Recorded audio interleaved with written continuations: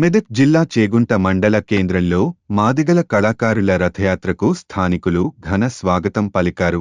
ఫిబ్రవరి 7న నిర్వహించనున్న లక్ష డబ్బులు 1000 గొంతుల కార్యక్రమానికి మాదిగలను సిద్ధం చేసే విధంగా కళాకారులు చేపట్టిన రథయాత్ర చేగుంట మండలం చేరుకుంది. ఈ నెల 25న సిద్దిపేట జిల్లా కేంద్రంలో నిర్వహించనున్న మందకృష్ణ మాదిగ పర్యటన విజయవంతం చేయాలని ఈ సందర్భంగా వారు పిలుపునిచ్చారు. తెలంగాణ రాష్ట్ర ప్రభుత్వం మాదిగ రిజర్వేషన్ అమలు చేసే వరకు పోరాటం చేస్తామని తెలిపారు. నిర్లక్ష్యం చేయడంలో మీ అంతర్యం ఏమిటో అర్థం కాకూడదనే విషయాన్ని గుర్తు చేస్తా ఉన్నాం. ఏది ఏమైనా న్యాయమైన పోరాటం, అడ్డంకులు ఎన్నొచ్చినా, అణిచివేతలు ఎన్నొచ్చినా, అక్రమ కేసులు ఎన్నొచ్చినా అన్నిటినీ అధిగమించి నిలబడ్డ నాయకత్వము, సుప్రీంకోర్టును మెప్పించి మరి తీర్పులను తీసుకునేటువంటి నాయకత్వం ఉందనే విషయాన్ని గుర్తు చేస్తా ఉన్నాం. ఏది ఏమైనా సుప్రీంకోర్టు తీర్పును అమలు చేయడంలో ముఖ్యమంత్రి ముందుండాలని చెప్పేసి కోరుతా ఉన్నాం.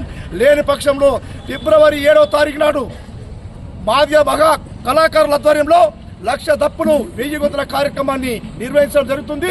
హైదరాబాద్ కు లక్ష దప్పులు ఏరుకున్న తర్వాత ఒకవేళ మన చేగుంట గ్రామానికి మరి 30 సంవత్సరాల నుంచి పోరాటం చేస్తున్న మందకృష్ణ వెనుక అడుగేస్తూ మన జాతీయ నాయకులు మాసేపేట యాదగిరి గారు ఈరోజు మన జిల్లా మెదక్ జిల్లా చేగుంట మండలానికి రావడం చాలా సంతోషంగా ఉంది.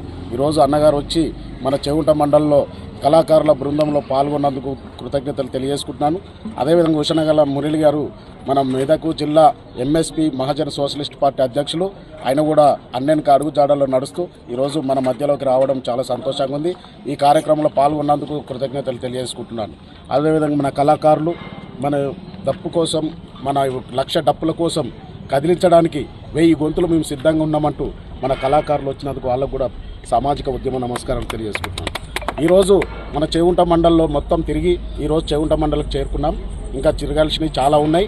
మనకు ఒకటే 30 ఏళ్ల పోరాటం ఫలితం మనం దక్కించుకునే సందర్భంలో ఉన్నాం. ఈ పోరాట ఫలితం ఒకటే, కేవలం అమలు